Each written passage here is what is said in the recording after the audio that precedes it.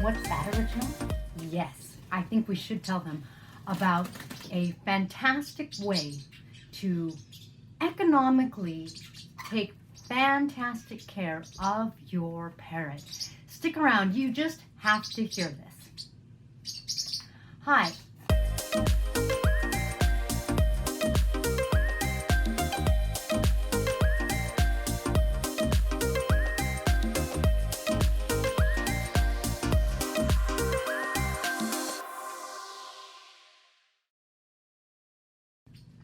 Hi, I'm Kaylin, the author of The Parrot Bliss Bond, and I'm also a novelist. And today I am talking to you about this secret, special, phenomenal thing. You have to know about this because if you can do it for your parrots, it's a must do. You're going to be thrilled. So, I'm Kaylin, like I said. I have 18 species of parrots. I love parrots. And parrots, some of my parrots are flying around right now. And since they flew over, my Crimson just flew away. Come here, Original. And let me see if I can get him. Okay, I have 18 species of parrots. I love parrots. I love everything about parrots. You can get my Love is Parrot t-shirt online. You can get my book on Amazon. I love parrots. And if you love parrots half as much as I do, please consider joining my group at Facebook on Facebook at Parrot Bliss Flock, where we can connect more. I'm trying to get my group more active. I'm trying to grow it a little. I'm trying to get more active on it. And I want it to be a place where I can connect more and give you a little more of my own experience and like talk and share and make real parrot friends so that I have my own unfeathered flock as well. So now that Original is back, my Crimson, what is this secret? Well, the secret is this. I was actually touching his keel bone and I was like, he's a little thin, and I got a little worried. I weighed him and his weight is under the average for a Crimson-bellied Conure. So I contacted my mentor, and my mentor's like, you got to make sure that he doesn't have an infection. Now, to check the keel bone, you get them to let you touch their tummy, which is kind of hard. And actually, she feels better now.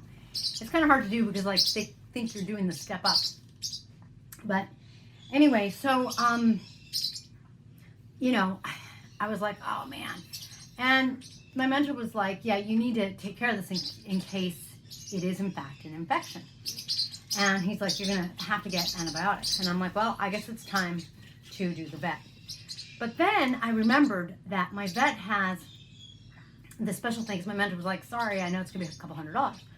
And my vet though has this thing where you can bring in a poop sample and run either gram stain and or a culture on it. And you don't have to bring the bird. In other words, the consultation fee, like the office visit fee, which varies depending on the size of the bird, depending on the veterinarian, but they're always somewhere well above $50. I think more like 60, 70, all the way up to like right under 100. At least at this point, that's kind of what they have been. So that fee doesn't apply because there's no physical exam. And so instead, I mean, you know, it's like, I know that my Crimson is still a monkey and is just kind of fine. I mean, you know, he wasn't displaying some of the typical characteristics like being really sleepy, being at the bottom of the cage. He seemed fine, but his weight was my concern. So I'm like, you know what? I'm going to take the poop sample and I'm just going to do that. That way, I'm going to ask them what they test for. And if there is something bacterial, I'll know. And I'm going to save myself some money on the cost of taking my parrot to the vet. Then I thought to myself, well, as long as I'm driving to the vet, don't eat my ear. They're my ears. You have your own ears. I kind of looked around and I'm like, who else looks suspicious? Do I have an issue? Because one of the things that can be scary is, you know, your parrots can get each other sick. And so if you have one parrot that's sick, at least if they are housed with other parrots, like in other words, if they're in the same cage with another parrot, they all should get the medical treatment because they are in physical proximity, they're sharing food. Sometimes, they're beaking each other, they're feeding each other. To say that they're sharing germs and to say that they are the same bio-gnome, bio-world, bio-bacterial sharing is an understatement.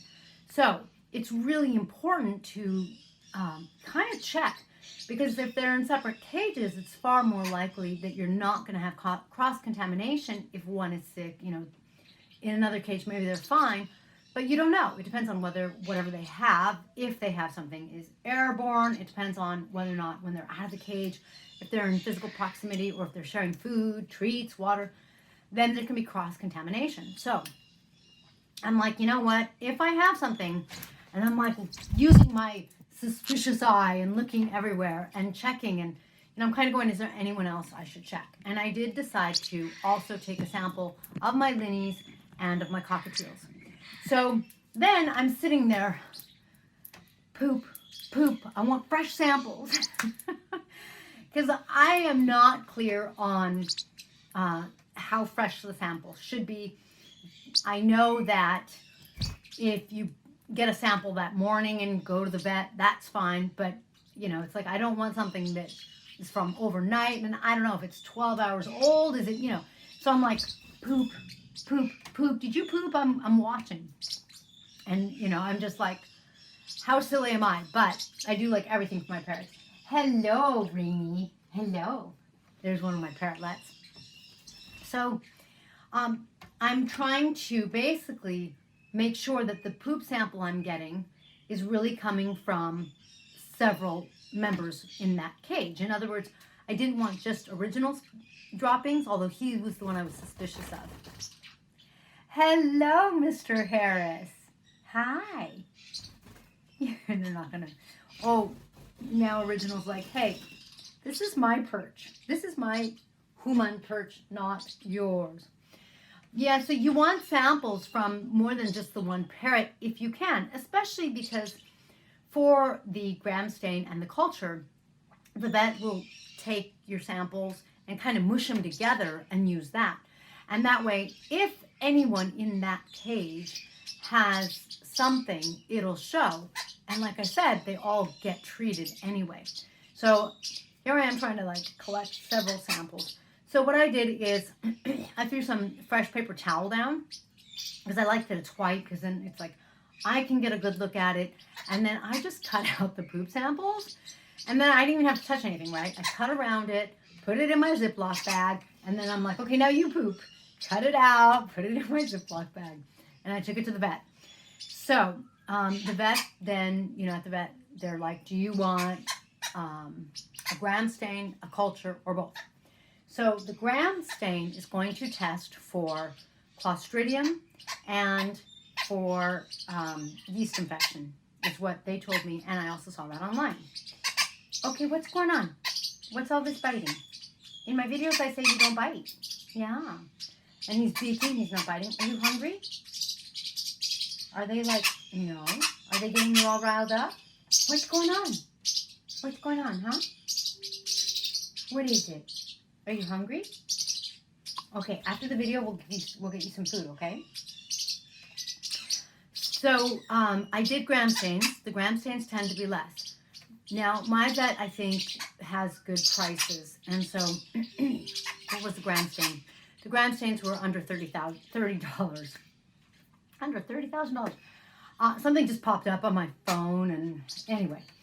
Then the culture, as it was explained to me, the culture is they take the poop, they put it like on a slide, and they wait for it and see if it's going to grow anything. If it grows anything, then, okay, what's going on with you? You want me to take you to the food?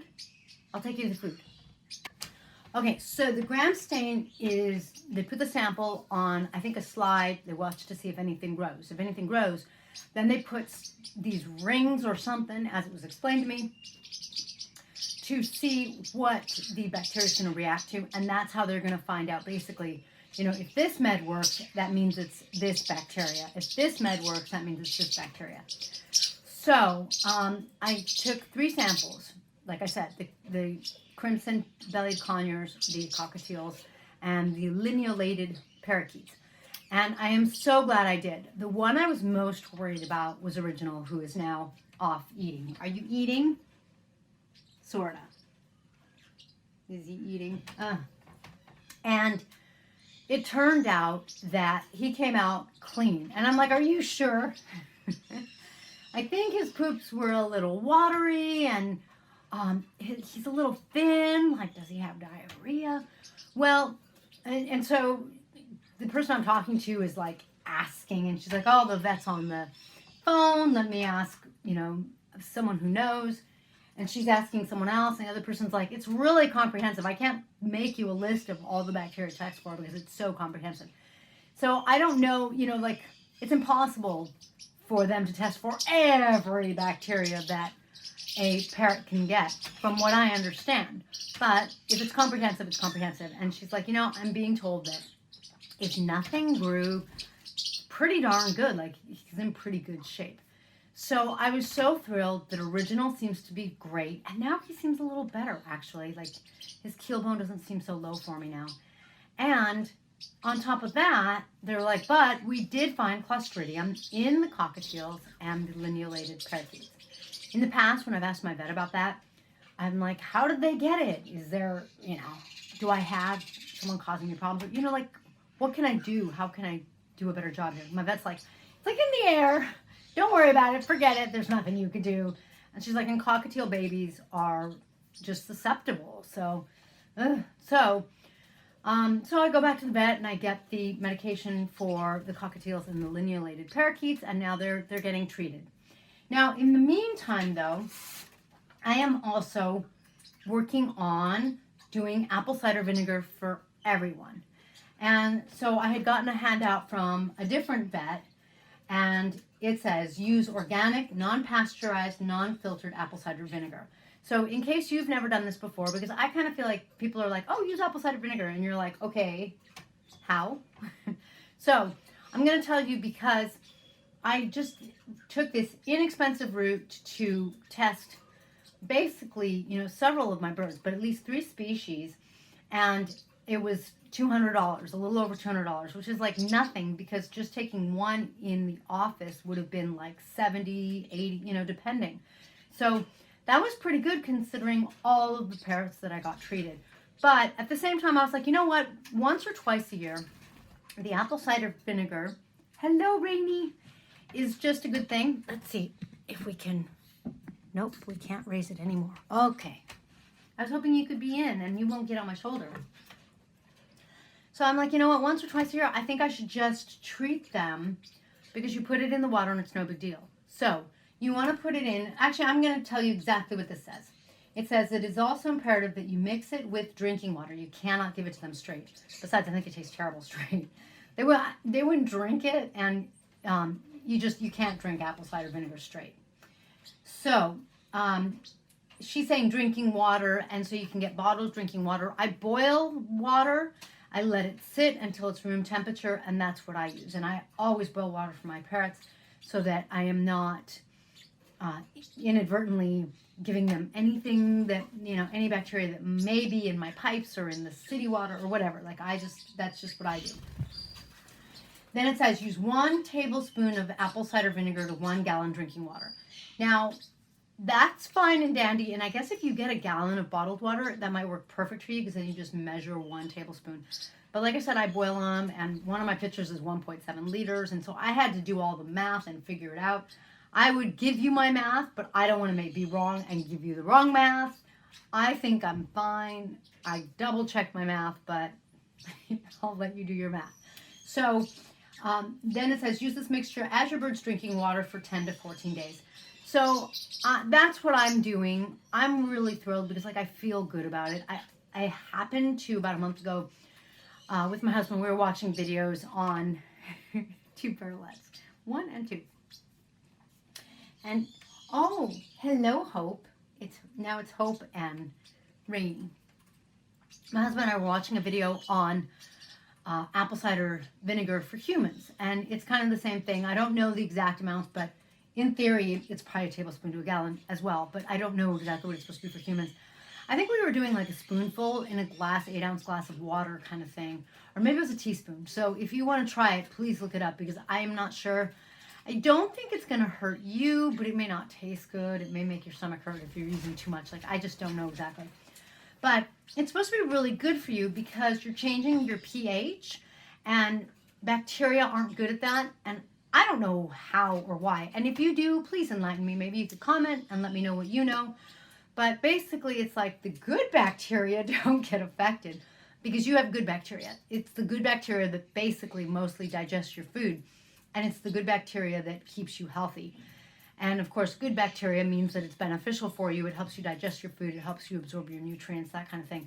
The, quote, bad bacteria is bacteria that's detrimental for you, that will make you sick, that'll leach you, that'll deposit its droppings into your body, into your system, and make you sick, or, you know, that kind of thing. So the apple cider vinegar is supposed to basically change the pH, and then I think just the bad bacteria gets affected. I don't quite understand that, and if I were a nutritionist, I'd probably understand. If I, you know, I have a friend who's a doctor. Maybe when I have a chance, I'll ask her about that because I am kind of curious about it. Anyway, so I am inexpensively treating all my birds in a totally healthy way. I don't like to give them meds if I don't have to. I don't like building immunity, which is what happens when we take antibiotics. Then that germ develops immunity because, you know, you wipe it out with the antibiotics, but if any of it survives, if you don't take all the antibiotics, it gets stronger because it gets more used to the medication. So this way, with the apple cider vinegar, I'm not dealing with meds. The birds that really needed some medical treatment got it, and I did it all for a couple $100. It's just unheard of, and I'm so thrilled. The other thing that I did is I didn't take my parrots, including Original. Come here, sweetie. Are you back? Did you eat some? Are you in a better mood now? I see. Are you good? What are you doing? You know, I didn't have to take my parrots to the vet, which is stressful for them. It's not fun putting them in the carrier. I mean, it's fine for me, but not having to take them was just fine. Yes, you should definitely take your parrot once a year for their medical exam. But in a case like this, where I was a little suspicious, I wanted to be proactive. I wanted to take care of a potential problem before it's too far gone. One of my vets said that a lot of people, by the time they bring their parrot in, it's too late. So I really try to be proactive. When I see signs of trouble, signs of potential illness or anything like that, I really like to jump on it. And so this was a great way to do it. I hope that really helps you with your flock, because a happy, healthy, blissful parrot is a blissful parrot that you can bond with. And an unhealthy parrot, of course, not so much. So thank you for joining me in this blissful video. Please be sure to get some of Tink's must-have parrot relief in case your parrot is having any stress. That is a great natural de-stressor. Or if you want to help support a strong immune system for your parrot, consider joining my group on Facebook. If you have any comments, please comment below. Thank you so much for being here. If you are new, welcome. If you are regular subscribers, thank you for hanging out. And either way, please make sure that you like and hit the preferences on YouTube so that it lets you know when there is a video, usually tomorrow. Thanks, and I'll catch you next time.